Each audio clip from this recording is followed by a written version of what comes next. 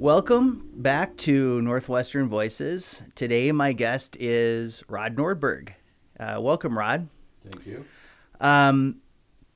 Rod was born in Minneapolis in 1940, and of course, correct me if I make any mistakes here as I go over this.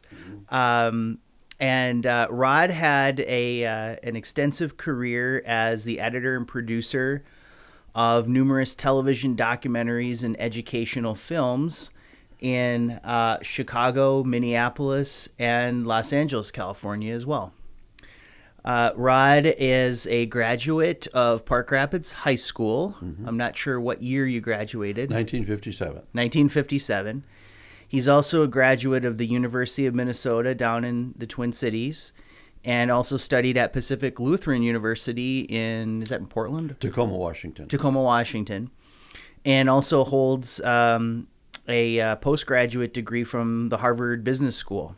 Actually, no, that's just in Summer Institute. It's not a degree. Okay. You get a certificate. A certificate, okay. Yeah. Certificate holder from the Harvard Business School. Upon graduating from the University of Minnesota, Rod began to work at a company called Empire Photo Sound in Minneapolis, where he was through until the mid to late 60s. And then from 68 to 80, he became a supervisor of film post-production for Chicago's public television station, which is WTTW, Yes. Channel 11? Yes. Mm-hmm. And Rod also did a lot of teaching. He taught film production at the University of Illinois at Chicago Circle and at Columbia College in Chicago while he was in that area. Yes. And then he later moved to Los Angeles in 1980, which must have been a really interesting time to be in Los Angeles, and started his own film and video production company, or maybe you started it somewhere else and moved it there. Yes. And then taught film and TV production at the University of Southern California for a few years. Rod continued to live and work in Los Angeles through the 90s and then eventually moved back to Minnesota in 1997, where he continued to work. And then he's another one of our guests here who retired, and I put that in air quotes, and that he didn't really retire. He just began to devote his life to community service and things of that nature. And Rod was recently honored by the Park Rapids City Council for his contributions to the community. So with all that said, we've got a lot to discuss today with Rod. But welcome again, Rod Nordberg. Thank you. That's pretty complete. Yes. Okay. Good. I didn't miss any. No. Were you bootlegging whiskey or something? Not yet. Not yet. Okay. That's coming. Okay. That's yet to come. So, Rod, we have a lot of things to talk about today. One of those, I'm going to kind of try to break things into two categories. So, one of them, I want to talk about your career in film and television, which is interesting to me, but I think it's also interesting to Caleb over here. And then I'd like to get into what you're currently doing with the Hubbard County Historical Society and the projects that you have going in Park Rapids and get into the subject of the history of Park Rapids. So I think let's start and finish it in that latter category. So starting with growing up in Park Rapids, where did you grow up, and what was Park Rapids like in your childhood days? Well, I started, as you mentioned, born in Minneapolis and lived in Victoria and Carver County until I was 8 years old. We moved here in 1948, and my mother was a teacher, and so we came with her job, and I was in fourth grade and stayed through senior high, 57. And I had jobs like a paper boy and working at resorts and at the Super Value and at the Enterprise newspaper and the bowling alley. And I got fired 3 times before I was 16 because I wasn't 16 and the state inspector was coming around. And so my employers told me to not show up for a few weeks until the inspector had passed, and then I could go back to work while I was 15. So I did have some jobs besides going to school, and kept me going. And one of the things we were just discussing the other day were paper routes that kids don't seem to have anymore. That it teaches leadership and responsibility and finances, and you learn about money and knocking on doors and meeting new people. I had a paper route too. Good. Yeah. I mean, I think it was a real training for people. And, the Star Tribune sent me to Minneapolis a number of times for getting new subscribers. So I saw the Harlem Globetrotters and the Gophers and other things in Minneapolis, all on my own, from Park Rapids, the only one that went it sometimes. And I think that was a good independence and leadership training. So was the Star and Tribune that was circulating in Park Rapids at that time? Oh, absolutely. Yeah. Daily. Yes, I had both an evening and Sunday route, and I substituted a lot for friends with morning routes. So my routes were south of 6th Street, but I also substituted on Main Street and other routes north of 6th Street for morning papers. So I got to knock on doors and meet people and sold newspapers. Did you do collections? Yeah, absolutely. That was a big part of it. It was money and Yeah. keeping track of money and reporting money Yeah. and trying to be honest. And my routes would vary from 20 to 40 once I had over 50 customers, which walking takes quite a while. Sure. Yeah. And then, so was the Enterprise just something that existed in addition to the Star and Tribune? And Oh, absolutely. The yeah. Park Rapids Enterprise, at that time, the offices were on Main Street. Okay. And in the back was the print shop, and I was a printer's devil. That meant I melted lead. Okay. How was lead used in that process? The lead was used both in the linotype, which actually set the type, but my job mainly was to cast lead on the advertising mats, because there was a mat that was thickness, about 3/4 of an inch thick of lead, that the ink was put onto and the paper was put onto it, and the roller went over and made the impression. And that was melted and recast every week with different ad mats. So I worked there for a while and learned a little bit about the back end of the newspaper business. Where was that located? It was next to the bowling alley, which was on Main Street, which was below the Legion. It's sort of where the luxury ice cream store was, or which is now the Final Frontier, was the games place next door to it. Okay. So that building is no longer there. Correct. Okay, gotcha. And then was the Enterprise circulated in the afternoons, or was that also a morning paper? Well, that's a weekly paper. A weekly paper, And it mainly as came it by still mail. is. Yes. Yeah, I don't think they had much door-to-door delivery. It was all mail. All right, so the paper routes were for the Star Tribune, and Yes. then this one was for. Okay, so you actually worked at both papers then, in that sense, right? You worked. Sure. Well, I think it was different times, but I had to be 15. Well, I was 15 when I worked at the Enterprise, and I think my last Star Tribune was from like 12 to 14, 12 to 15. And was there a local radio station back in those days? No. Ed Delahunt came later.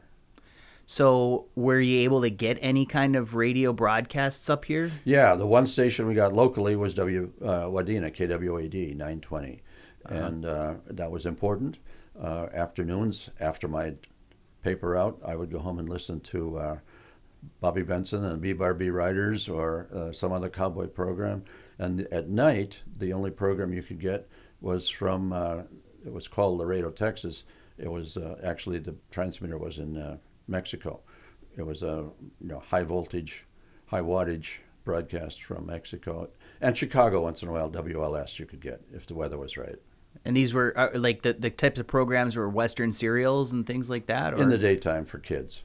In the daytime. All right. Okay. And did that have any kind of, did that get you thinking about, perhaps you wanted to have a career? Yeah, it did. And at one time when I came back after Delahunt was here, I thought about being an announcer for Ed Delahunt. Okay. And then this is also before the age of television, or slightly before, I would say. Right. We never owned a TV set during my high school years at all. My grandparents in the cities got one in 1951. They were the first house in Victoria to have a private TV set at home. And kids from the neighborhood would go over and watch TV at their place, but we didn't have. My mother bought one in the 70s with a rooftop antenna. But, Yeah. reception is not that good with the rooftop antenna. So when were you then kind of first introduced to television as a medium, and when did it first start to capture your interest? Well, I would visit my grandparents in the cities and watch their TV set, which I still own, 12.5-inch RCA. Does it still work? Barely. The capacitors are drying out, but it gets snow on the screen. And I took that to college and learned a little bit about broadcasting in college courses, and I came back to the University of Minnesota and took television courses, actually broadcast television. Okay. Before we go there, so I just was curious, where did you grow up? Like, were you in the town or in? Yeah, we live right in town, 711 Park Avenue South, right, which is Highway 71. Okay. 8th Street. At that point, it was this furthest south cross street. 8th Street was as far south as houses left. Is that house still there today? Yes. Mm-hmm. Okay. You mentioned your mother was a school teacher. What was the rest of your family like? Did you have any brothers or sisters? No, I was an only child. Uh-huh. And my father had died fairly young. He'd been in World War II and had gone out to San Francisco, so I didn't see him a lot. Once in a while in the summer times, vacations. But he did not move to Park Rapids with us. He did not. Okay. All right. So then you got to the University of Minnesota, and you just mentioned that you started studying film and television, or was it just television at that time, or and was theater? And theater. Yeah. Okay. And what was it that drew your interest to those things when you got to the university? Well, it was an alternative to math and physics, which had been my previous major. Okay. Or political science. Uh-huh. I'd had several majors over the years. It was involvement and exciting, and I liked the writing, starting with Shakespeare. So you can hear good ideas that somebody else has come up with, and characters that you can be that are not your own. Mm-hmm. So you acted as well? Yes. Mm-hmm. In at the collegiate level and things? Yeah, like that? Yeah. When my first week at day school, I went to night school first when I was having a job in St. Paul, but in August, September of 1961, I went to day school, and there was an open house for the theater department, which I went to, and a young woman recruited me to be in a play, Richard II, at Newman Club, and she became my wife later on. Oh, is that right? Yeah. And that was Marie, of course, yes. Right? Yeah. So Richard II is a Shakespeare play. Yes. And that was your first play? No, I'd been in plays at Okay. I was going to say that would be kind of a sharp learning curve. Yeah, no. I had been in plays, and even high school. Yeah. We had a decent plays for the time in the 50s. Mm-hmm. Okay, and so you graduated eventually from the U of M, and what was your degree in? What's the bachelor's degree? Theater. Theater. With a television emphasis. With a television emphasis, okay. So then you got out of the U and you started working at a company called Empire Photo Sound. Well, I'd like to mention before I started there, while I was still at the U, I worked at the Guthrie Theater for 3 years. Oh, you did? So that confirmed my interest in theater. Now, I was not an actor at the Guthrie. I was an assistant house manager in charge of ushers and concessions. So I got to learn about money in theater. Right. But that was before I went to Empire Photo Sound. And did Marie have something to do with your working there too, or was? No, actually, I should correct that. I had a different wife first, the one from the theater. And Marie and I didn't get together until after our 25-year high school reunion. Oh, is that right? So okay, we had gone to school together in Park Rapids. Oh shit. Okay, so you had both graduated from Park Rapids around in '57. In '57. Wow. Okay. Classmates since 4th grade. Very interesting. Okay. So, you worked at the Guthrie for 3 years, and sort of like, was it the front of the house type of? Yes. Mm-hmm. Yep. And then was that after you graduated from college? No, during the college. Oh, during college. Yeah. All right. So you always had this trend of working and going to school at the same time. It seems like, right? Okay. So then you graduated, and then that was Empire Photo Sound. Yes. And what was Empire Photo Sound? It's an industrial film company. It was located in Edina, then near Southdale. And it had been started by a fellow who was the filmmaker for the Great Northern Railway, which was why it was called Empire. He had made films about the Empire building. Oh, yeah, the Empire. I actually took that train ride once from Minneapolis to Seattle. Yeah, So we made train films, and also controlled data eventually, and the City of Minneapolis Chamber of Commerce films, and things like that. So those were, what were they, training films? Yes. And things like Well, and advertising films. And advertising. All right.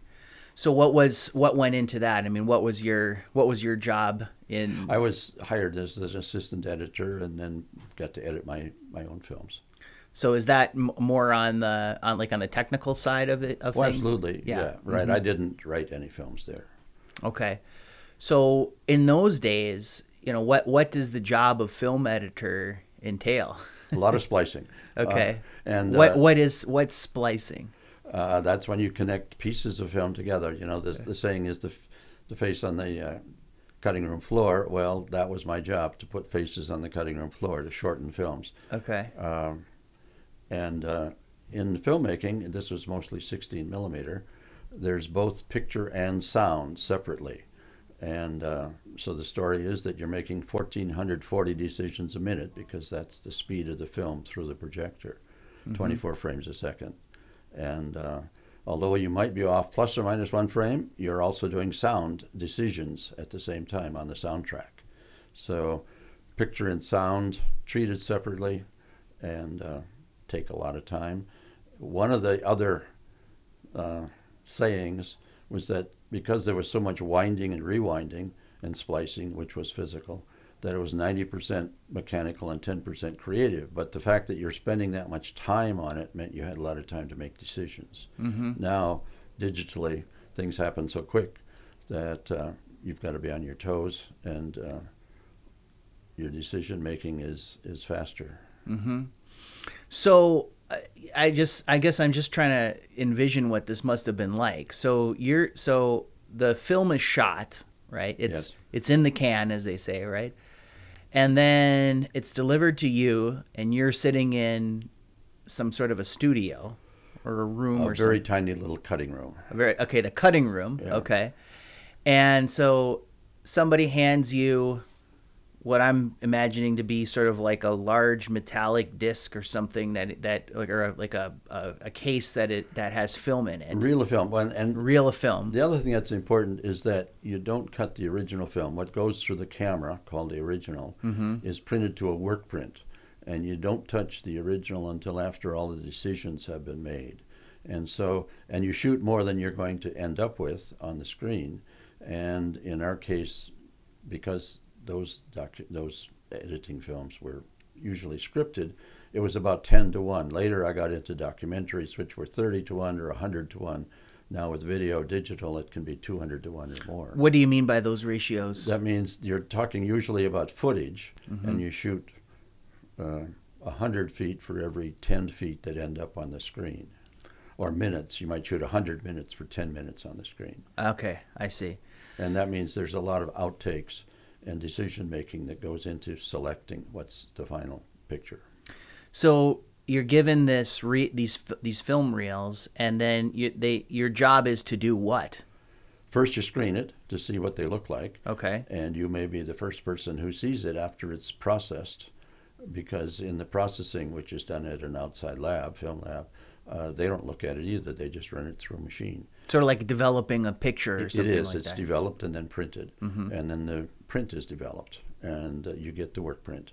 And so you put it on a projector, and you watch just sort of like the raw. Absolutely, from start to finish. And you said the sound is different than the image, right? Right. It's a separate piece of strip of film. So you're watching this, and what, are just people's mouths are moving and there's no sound coming out? At first, yes. Okay. And then there's a soundtrack that goes with it. So does that also look like a piece of film, or how? It did eventually. It's 16 millimeter wide and was brown. They're made by 3M company, And the original, that again had to be transferred from the original. You don't deal with the original very often. And it's shot on a 1/4-inch tape recorder and transferred to 16 millimeter magnetic film. And that had to be synced up, matched to the picture. How do you do that? Well, that's the purpose, as you may have seen slates or clapsticks with What they a clap that goes together and says scene one, take one. And where those sticks hit each other and make a noise, that's matched up with picture and sound. Oh, so there's like a little audio wave or something like that. Exactly. Well, you hear it. You're listening to it on headphones or on a speaker.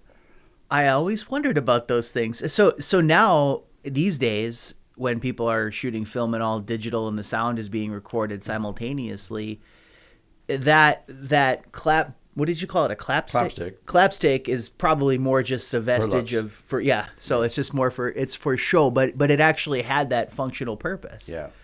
So then you would know when you saw the film on the screen and then the audio there would be a bump or something like that, that's where you would physically match up those two tapes. Right. Okay. So you're screening these things and then you put the sound together with do you put the sound together with the visual first, or do you wait until you make some It depends on your schedule. Yeah. On who's in a rush. Okay. If you're in a rush to see if there's any good pictures, and in fact, remember, the cameraman and director and actors may not have seen this film. They have no idea what it looks like. Sure. And so they may want to just see the work print screens before the sound is matched to it, because there were more risks in the film than in the sound. The sound was, at that point, more dependable. You didn't have to worry so much about the sound. But the sound was recorded at the same time as the... Oh, absolutely. Yes, okay. Right. But some people would screen the picture first. If you had time, you would match up the sound and picture, and then you would project both picture and sound. It's called double system, and it takes two different pieces of equipment, one for the picture, one for the sound. And we were luckier than some editing companies in that we had a big screen and a big projection booth.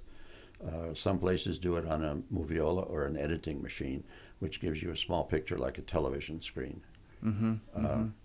But I was lucky, and I still like looking at big pictures. Yeah. So that's the way we screened our work prints. Yeah. And then you make decisions about what's in and what's out.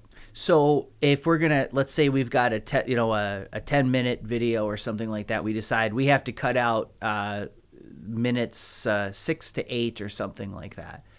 Do we first match up the sound to the audio and then cut both at the same time, or do we do them separately? You hope that you cut them both at the same time, and keeping them in sync is a real challenge. It's technical and it's difficult, and it sometimes got out of sync, and you would see lips moving when the picture wasn't.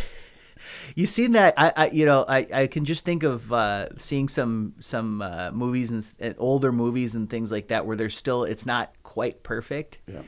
And that would be because of somebody hadn't been precise in making those matchups, right? Yeah. There's a lot of technology that goes into it. And by the time you get a print, like in high school you watch 16 millimeter films on a projector, that sound is displaced from the picture by, I think it's 26 frames or 28 frames. And that means if you made a straight cut across that print that you were watching in school, the picture and sound would not match anymore. Oh, okay. So you had to be a little... It's technical. It sounds technical. So, your average advertising film, you're given the raw material for that. And how long would it take for you to turn it around to come up with a semi-finished product that could go to the next level of production? Well, I like to think that we were very, very fast at the documentaries in Chicago.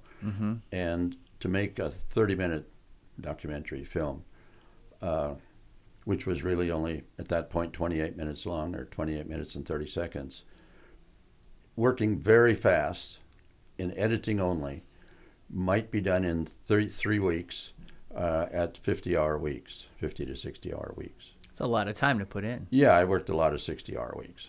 Okay. So, all right. So we kind of skipped ahead a little bit to Chicago. So what caused you to go from, or did you go directly from Minneapolis to Chicago, or was there another stop in between somewhere? Yeah.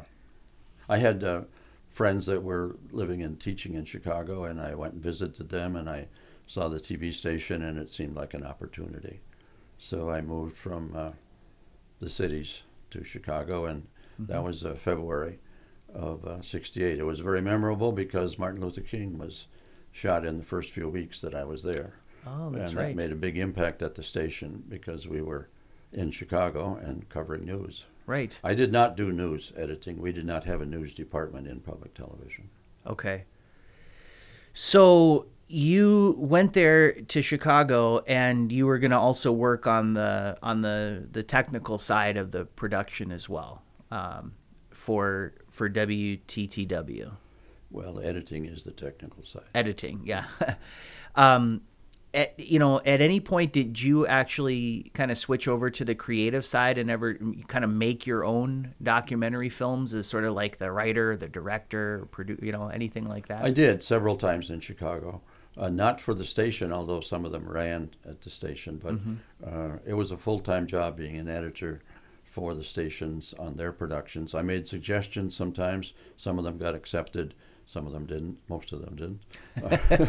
I mean, it's a real prerogative of the director and producer to pick their own subjects. Oh, of course, yeah.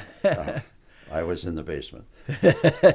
But I made a film on an experimental high school called Metro, and also on selective land geography at Cook County Hospital, and one for the Ruth Page's Chicago Ballet on Romeo and Juliet that I produced. Okay, and so those were kind of your projects. Correct. They were things that you had basically come up. Right. I come up with them and funded them and got a crew together and shot them and finished them and got them seen. Mm-hmm. Okay. So, but for the rest of the time there at WTTW, you're doing kind of basically the same work as you described, the editing process of films. It was editing, and it was always filmed. I was not in the union. Mm-hmm. They were transitioning, and now you could say I became technologically unemployed when they went to all video. Film was very expensive with costs of raw materials, and video was cheaper, it was considered at the time. And so the station transitioned from 16 millimeter film to all videotape. Mm-hmm. So by 1980, they were not shooting much film. Okay. And just from your time in Chicago, was there anyone else who worked at the station, or do you have any kind of memorable meetings with people? I don't know, celebrities or Muhammad Ali came through. Okay. And we had one of the nice films we made was on the Chicago stockyards. And there's a folk singer named, I'm probably going to forget his name, but Studs Terkel was the narrator. Studs Terkel wrote some books on Chicago history that were good. Oh, Win Strachey was the folk singer who wrote the music for it. Yeah. And there were several other people that came through. One of the films we did was with the Honorable Elijah Muhammad on the Nation of Islam in Chicago. And we had Diane Carroll was interviewed. There was a program that they did in Chicago, mostly in the studio, which did not involve me, called Our People, which was about Chicago, mostly African-American, south side of Chicago. And they had a lot of guests, and once in a while they would have film. For instance, the wall murals, in Chicago wall murals, were new in the 60s, and I got to make some films about the wall murals. Okay. Now, did I recall this right? Did you have lunch with Muhammad Ali? No, I'm sorry. That was not me. That was not you. Okay.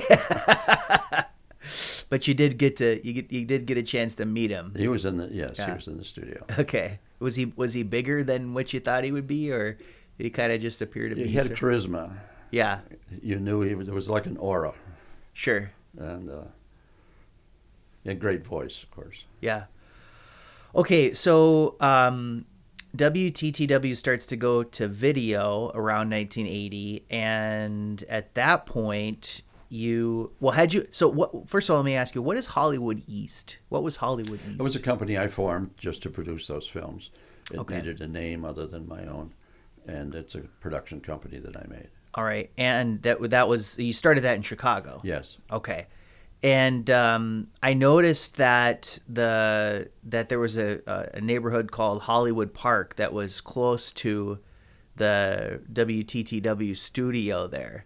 Did that have anything to do with the name? Not consciously. No, not consciously. Where did you live at that time?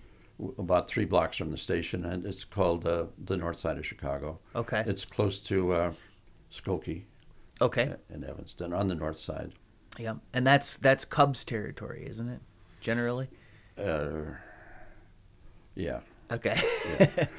And that's a kind of a quick shot over to O'Hare too. Not too Yeah, far. right. Yeah, we're on the north side. Yeah. Okay. And I could leave my car parked for weeks, and I could take public transit when I was teaching downtown. Uh-huh. It was nice to be able to not depend on the car. On the elevated train or the L, or they Right, call it there? exactly. Yeah. And I could walk to work. Oh, that's nice. Yeah.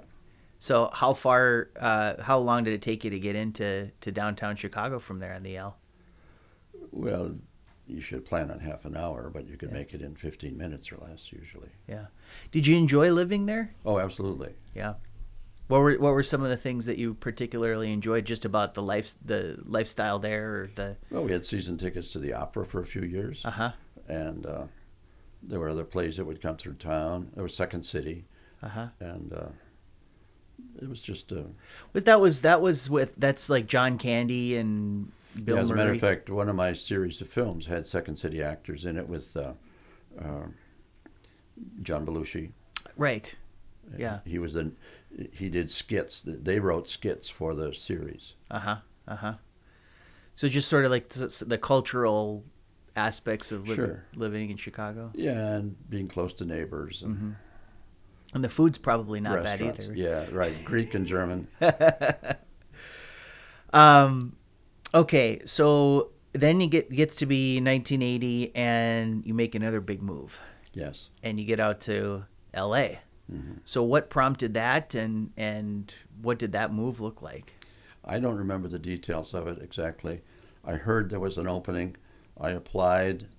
I had to go out for an interview in July or August. And I had been in Los Angeles, once or twice before in this, like 1962 or something. So I wasn't completely a stranger, but I was pretty strange in Los Angeles and new. And I got accepted as a job and interviewed and went to teach. This was at USC. Yes. All right.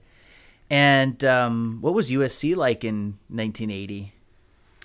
Well, they had, I'm going to forget the name of the filmmaker. They had just rejected, it was a very selective film department. Sure. They selected less than 1 out of 10 applicants. It was also an interesting mix, and they had both undergraduate and graduate students in the very same classroom at the time. So I was teaching both undergraduate and graduate students that would get it for both undergraduate and graduate credit. And yeah, they had rejected Spielberg. He had applied and been rejected. Yes, yeah. right. Okay. What subjects were you teaching? Well, editing, but there's beginning introduction where they worked with 8mm cameras and made a film every week, and then editing, and then television production, a little bit in the studio, but mostly even editing videotape, as I was myself transitioning to videotape editing. Okay, so you had to kind of learn a new skill at that point. Yes. Yeah, that's sort of, and I suppose, did you ever later have to shift from video to digital as well? I did. Yeah, I did, and even I joined the union, and the union gave me training on videotape editing. What was a more difficult transition, to go from the 16mm film to video, or from video to digital? Well, I haven't gone to digital. Oh, you haven't? Okay. I'm still in video. Yeah. So I mean, yeah, I can use a computer, but I don't consider myself a digital editor. Okay. So, I mean, did you like living in Los Angeles in that, at that time? I mean, it wasn't that 1980, was that the Olympics were there? Was that 84? That was 84. Okay. But 80 was the boycott, right? Yes. Yeah. And, I don't know, you think of 1980 Los Angeles as sort of, was it like the wild, wild west in some ways, right? Yeah, well, I was, at USC, you're pretty isolated. Right. And it takes a lot of time. So you don't have much time for other things. Mm-hmm. Mm-hmm. And I also taught night school in order to make a little bit more money. And so my time was pretty much taken up at school. Mm-hmm. Where did you live? Like what area? The first year I lived in West Hollywood, Mm-hmm. and then I bought a house in North Hollywood. Okay. And so it was quite a commute. Yeah, yeah.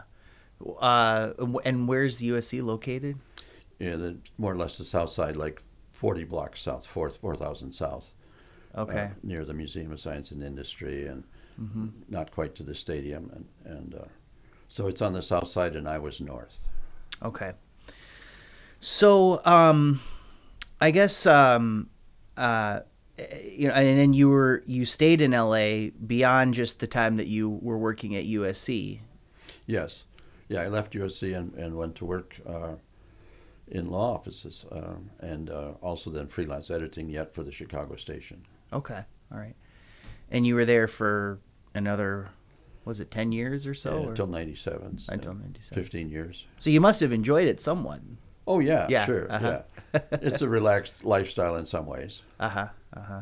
Do you ever make it back there these days? I haven't been back for 10 years. Okay. You have any desire to go back?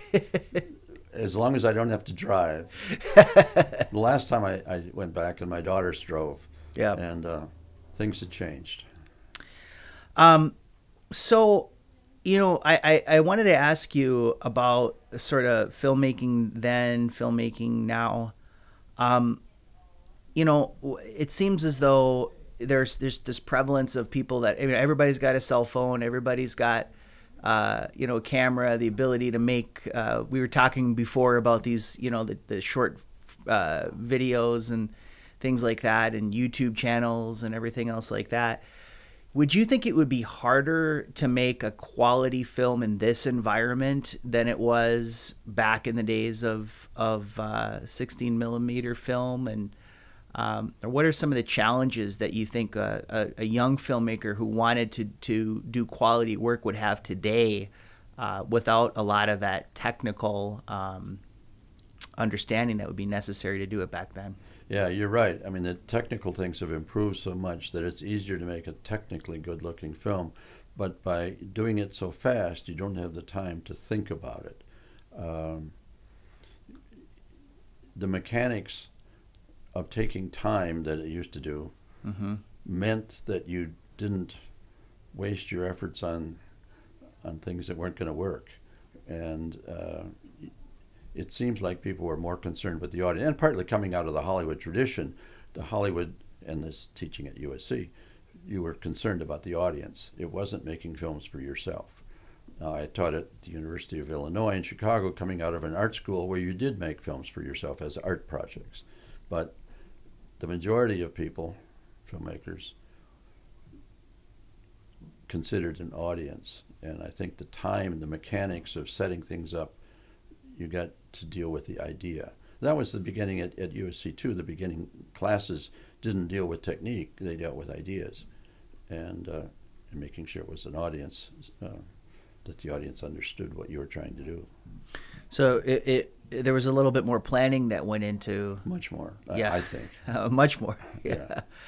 And also, I mean, you mentioned waste in that, whereas now if we are recording to a digital format, we don't like something like that, we can press a button and it's gone and it didn't cost us anything. Whereas like if you're using physical film, and you can't just waste it literally because it costs money. It's very expensive. And so the emphasis would be on getting things just right. Try to do it on the first take if you could, right? Right. Ad-libbing, even in Hollywood with big budgets, was very rare. Mm-hmm. Because it costs money. Right. Yeah, and now you hear about actors in films. You know, I came up with that line on the spot or something like that. Sure. But probably back in those days, the directors Frowned on it. Frowned on it. They probably had they probably ruled with more of an iron fist. You just cost me $1,000 or $10,000 for that one line. Do you think that filmmakers in those days, I guess, you know, in the sense that they had to be literally more budget conscious when it came to filming and things like that, that was something that really contributed to the quality of their work as well? Or in other words, like if they had more free reign, would it have produced higher quality pictures back in those days? Well, you know, it's a discussion to have. The Hollywood, the studio system, which is the major system that we looked at in the United States, was you had lots of supervisors and you were worried about money and somebody was watching your budget, and the director was not in charge, and that was turned over, and I was a film buff to learn about it in the 60s with the French New Wave, where there were auteurs, independent directors working on lower budgets who made their own decisions without a lot of supervision and were more creative, no question about it. And I liked their films. Could you just mention a few of their names? Are we talking about Truffaut? And... Yeah, Alain Resnais, Truffaut, that whole gang. And even in England, they were independent directors who had enough money to make a small budget film and didn't have to go through a studio. And the scripts were different and unique, and I don't know that you can say one is better than the other. I mean, we're not in the studio system anymore, and we don't get those same kind of films. And it's just a different time. We don't get the same kind of films as were produced by the auteurs, or no, the big studio budgets, the MGM big budget musicals, even. Right. You know, when we had a big budget musical, and how often did they come out as opposed to the 50s and 60s? Yeah, that's a good question. I mean, I think like Chicago or something like that. You know, that one sticks out. But yeah, I mean, well, then they remade. I think Les Mis not too long ago as a motion picture, but it's not as frequent as it was back in those days, right?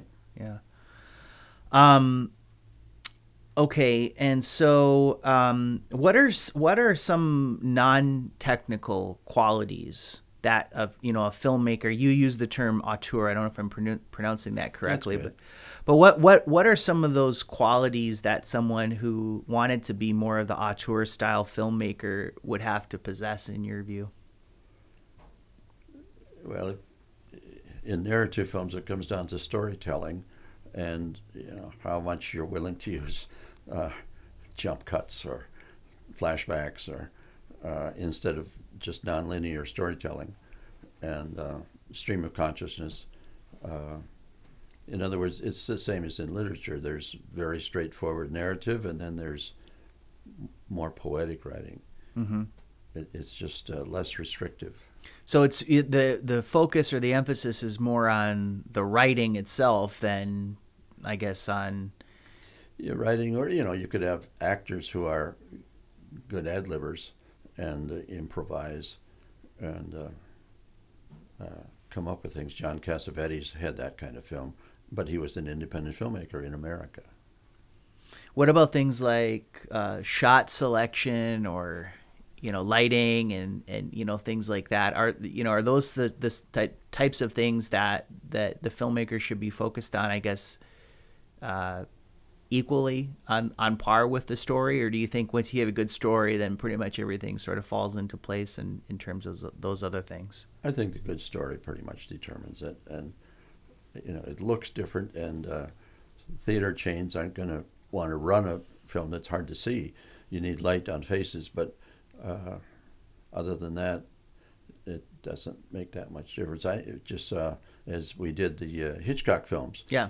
And they're big budget studio productions for the time, and the lighting was gross. You could see shadows on the walls.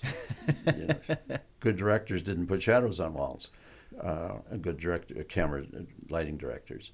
So he wasn't worried about it, and Hitchcock had enough clout to get away with it, and didn't care that much about shadows on walls. But at the time, in studios, that was a bad thing. Right. That would be noticed by film buffs. Film buffs, Yeah. yes, sure. Do you consider yourself to be a film buff to these days? I was in the 60s. What about today? I'm afraid I don't get to movies that much. No. But I did see out at you just mentioned Hitchcock, yeah. the Hitchcock movies. Well, was it Vertigo that we were? No. Both Vertigo and Dial M for Murder I've seen. Yep. And I'm hoping to go to Psycho. Yeah. And I did see, well, I'm hoping to see Taylor Swift. But I also saw Barbie. Oh, you did? Oh, I saw Barbie and I liked it.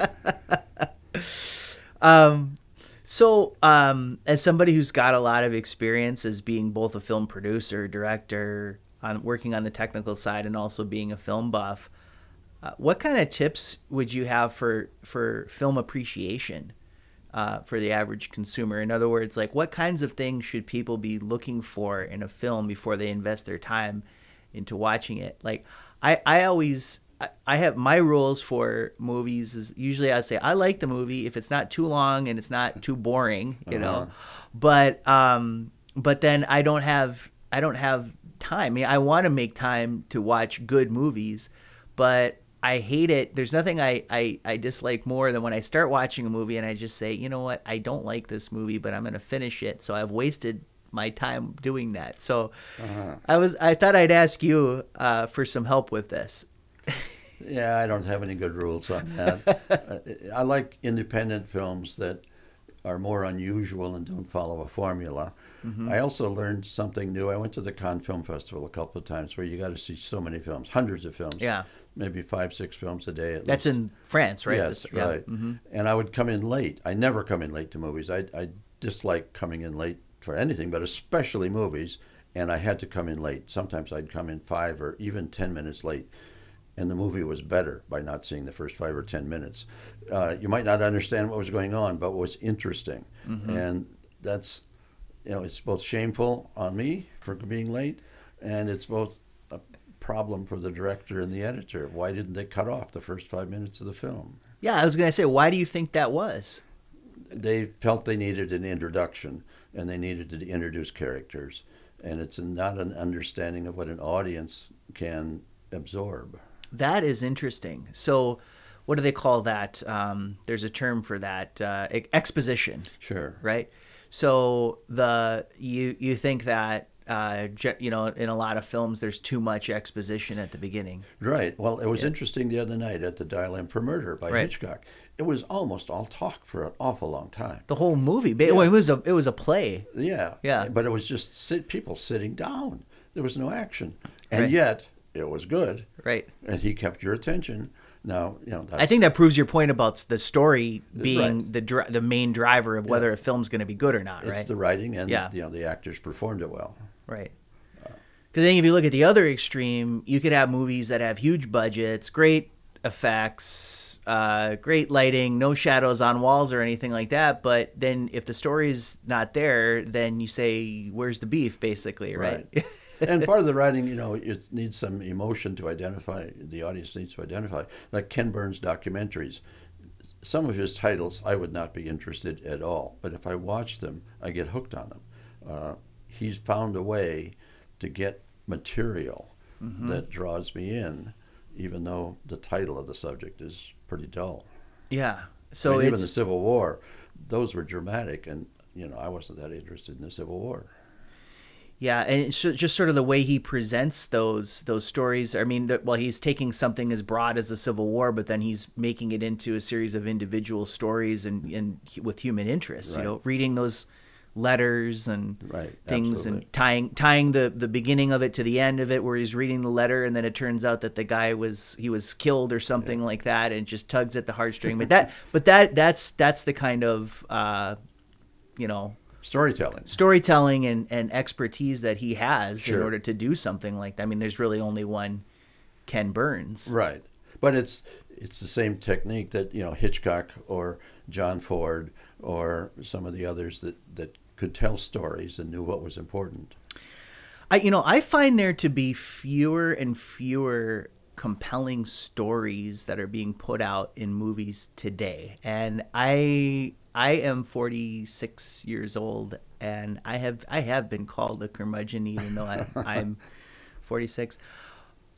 Do you find this to be the case too, or is it just the process of getting older and saying that everything was better back in my day? Well, everything was newer back in your day. Right. I mean, I think those things myself, that I'm not that interested in some television programs that I used to be really interested in. And it's because I've seen that television program before. Right. I've seen that story before. And the fact is, there are another 300 million people that have not seen that story. So it's not for me to decide that they should not see that story. Mm-hmm. You mean a repackaged version of an old story? No, even the old stories, but repackaged, right? Yeah. Some new directors are making the same old stories because it's new to them and 300 million other people. Well, because the other thing I notice from movies that come out is there doesn't seem to be any. Well, I shouldn't say any because that's just being overly exclusive. But there doesn't seem to be as many original stories that are being put out there these days. It's like everything is based on a pre-existing IP, whether it be, some Marvel comics or Star Wars or, even Barbie, Yeah. It's got a built-in audience, and I'm sure the studios love that because they know that everybody who supports those products or from other places are going to go. But it almost seems like nothing really gets funded that doesn't have some sort of a built-in audience. Yeah, that's right, and that's because it's so expensive. If you want to get it seen, the marketing on movies is sometimes more than the cost of the movie in terms of hundreds of millions of dollars. So, if you're going to spend that money, you want people to see it, to pay money to see it. Right. And it's more of a sure thing, though. Exactly. And the people who invest the money don't want to take chances on something new. Right. Okay. But has that always been the case? Or I'm sorry to keep pressing you on this, but it just seems to me like it's just more and more and more prevalent these days. Well, but you and I have seen those things before, and there's a new audience. There are new audiences, and they need to see them. There's a lot of people that have not seen Hitchcock movies. Right. So somebody could make new Hitchcock movies and they would have a new audience. Okay. All right. Well, we've talked a lot about film and television and things of that nature now. So now I kind of want to shift in the time that we have left over to the Park Rapids. Okay. So 1997, you came back to Minnesota, but you didn't move back up to Park Rapids until when? 2003, when I retired.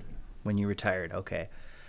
And why did you and your wife decide to come back here? I mean, you had spent so many years away, and these big glamorous cities and things like that. What was the draw? Well, my mother was here in the beginning and had a house that was paid for, and I had friends here, and my wife's family was around here somewhere in the neighborhood. So it was convenient, and we were familiar with it, and it was doable. Yeah. Well, there's one of those sayings that says you can never go home again. Yeah. But you came back to this ere. Did you feel like that you had come home again? No. No, it was no. So what were some of the things that just really stood out to you as having changed from the time that you were here as a high school student until the time you came back as a retired man? Yeah. I don't know. The attitude about farming and tourism, I suppose. When I was growing up here, farming was the basis, agriculture was the basis of the economy, or at least we thought it was. And we tried to make it with farming. And by the late 50s, when I worked at the Enterprise, as a matter of fact, we had so many going out of business sales from farms that there was obviously something wrong with trying to make a living in farming in Hubbard County at that time. And On the other hand, because we thought we were an agricultural town, many of us, even in town, resented tourism. Had been here for 50 years, 60, 80 years, from the beginning of the train. Tourists came to this area and liked it, and the residents here resented tourists. And when I came back, tourism was accepted, and retirees like me, and the attitude changed. What about population? What was the population of Park Rapids when you left and when you came back? It was 3,000 for many years when I was growing up and when I left, and it very gradually changed. One of the interesting changes of the graduation class, the high school class, and I graduated with a class of 110 graduates with 10 that didn't graduate, 120 in the senior class. And that number went up to something like 160, 180 for a while, and now it was down into the 90s, less than 100. So the student population has gone down. In other words, that's part of the end of the baby boom. Yeah. That kind of young people growing up here, I think, made a big difference. The population now, we consider it to be 4,000. There's so many snowbirds that go away and summer people that come up. So it's 4,000 isn't an accurate number, but it's an average. Do you see that average number increasing or decreasing in the next 10 years? No, not greatly. Gradually increasing as more people probably retire here. Yeah. When winters get warmer, fewer people go south in the winter, but I don't see a big change. You see it staying about the same. Right. Yeah. I mean, we're lucky in that way. Park Rapids has got some strengths that lots of other towns this size don't have, between the newspaper and the radio station, the industry, even the farms, agriculture now is solid. Yeah. So I think population will stay steady or grow a little bit. And for a town this size, I think we also have a lot to offer in terms of arts and culture.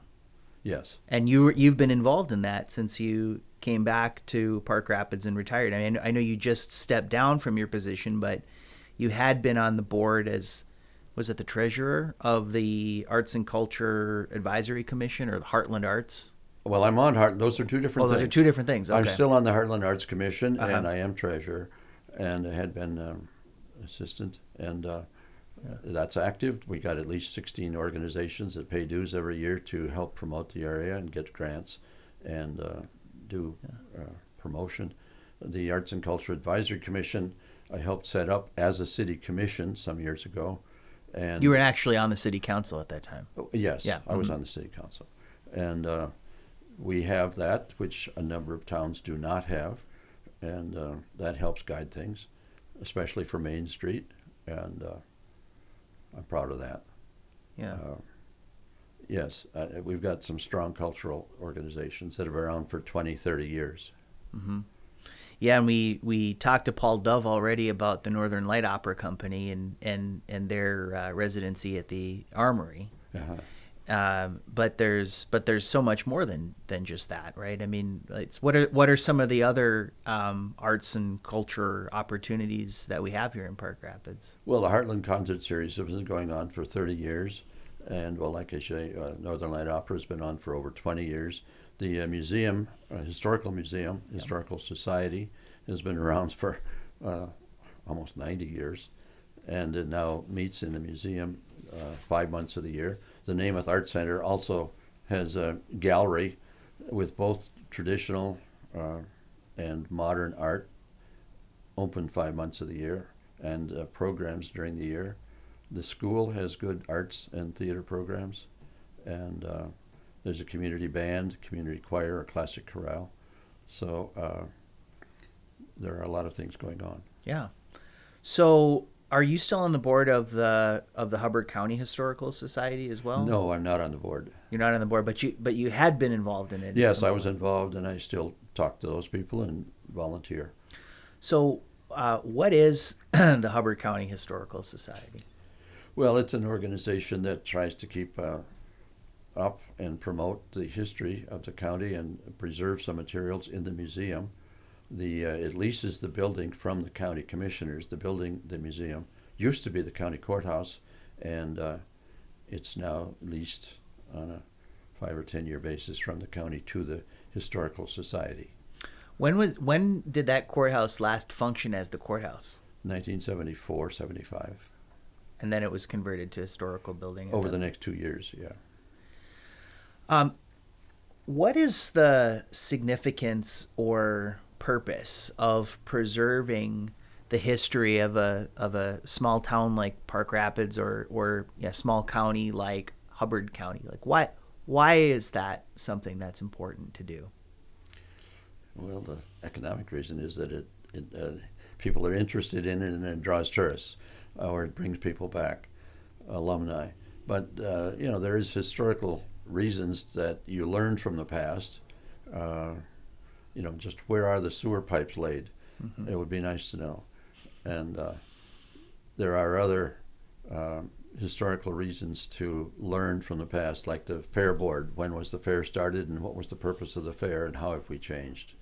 So I think it speaks for itself. The fact that the Minnesota State Legislature allows the county and townships to spend money on a historical society suggests that it's got some validity. And you said you volunteer for them now. Yes. And what do you spend your time doing as far as volunteering? One of the things is just collecting pictures.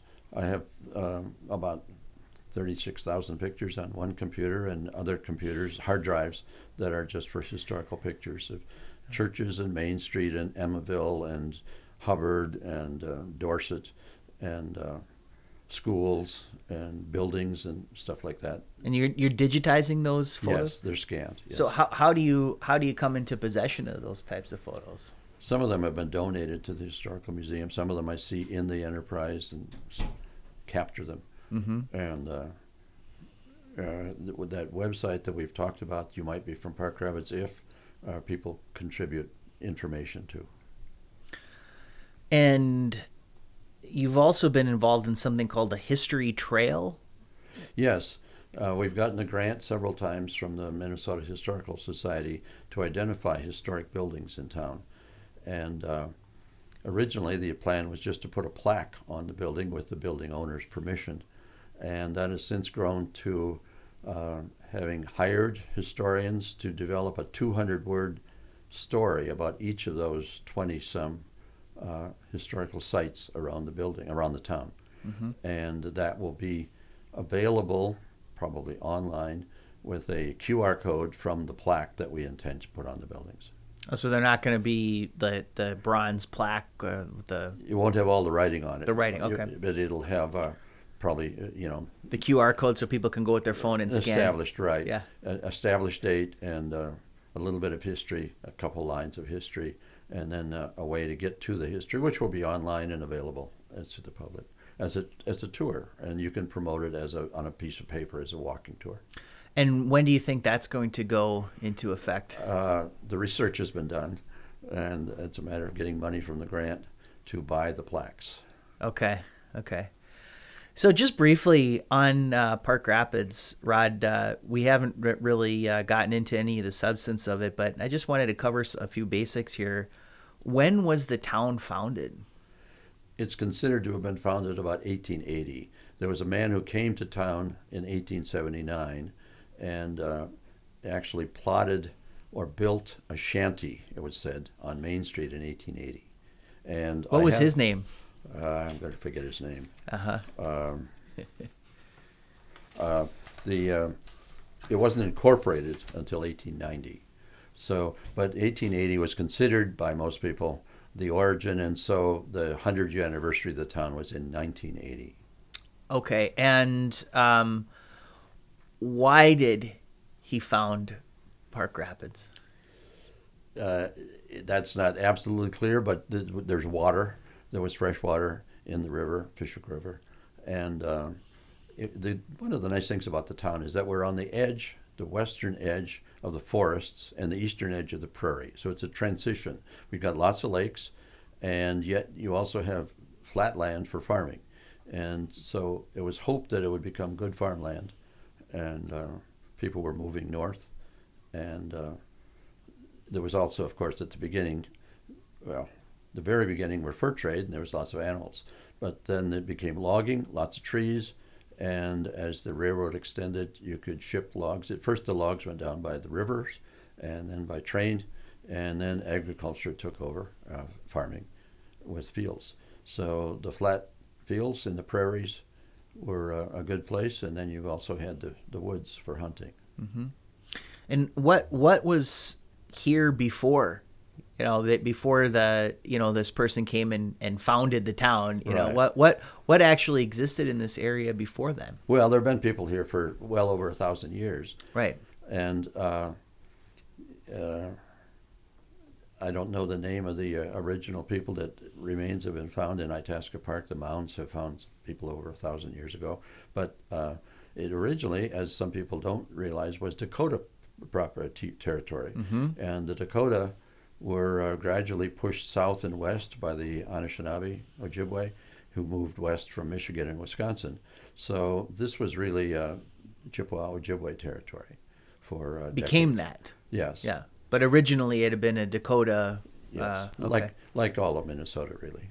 Oh, okay. So, I was going to ask you this.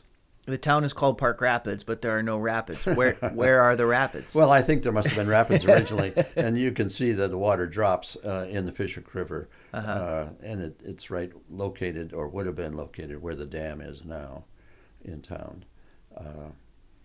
It doesn't take much rapids to call it if you're looking for a reason to name something. I wish they would restore some rapids here. Is that possible? It is possible, and I see that Minnesota's doing that in other places. Is that right? They're taking out dams and putting in rapids, restoring them. As a matter of fact, on the chain going down south from Grand Rapids, mm-hmm. It's happened several places, so it could happen here. Mm-hmm. Hmm. It has been explored to return the power plant, because that's one of the reasons for the dam was to generate electricity, which it did for the city for a number of years. Yeah. Does not have anything to do with our electricity now. Oh. But a few years back, it was investigated by engineers to see if we could get electricity out of a plant again, the dam, and it wasn't worth the effort. Yeah. I suppose if you were going to remove that dam now, that would probably cause some changes to the geography of the town in some ways, and there would probably be some landowners who wouldn't be too happy about That's it. right. That's right.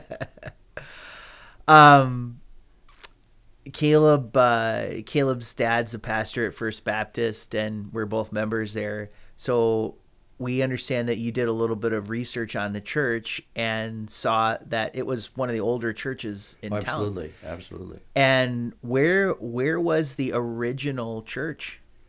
The original church was right at, I'm going to get this confused, wasn't it 2nd and 74, 71 rather, 2nd and Park Avenue. 2nd and Park Avenue. No, I'm sorry. It was at the intersection of Highway 71 and 34. Oh, right. And basically that's the center of where, yes. Okay. The big intersection, and that old church was torn down or burned down, and built a new church there. Was it on the corner where the subway is now? Yeah, no, it was the corner where McDonald's is. McDonald's, okay. And that's where it was founded? Yes. Okay. All right. Oh, just a little piece of trivia I wanted to check with you. Okay. Last question I have for you, Rod, is what advice would you give to young people? Well, stay in school while you can, mm-hmm. and listen to your old folks. Don't necessarily take their advice, but listen to them.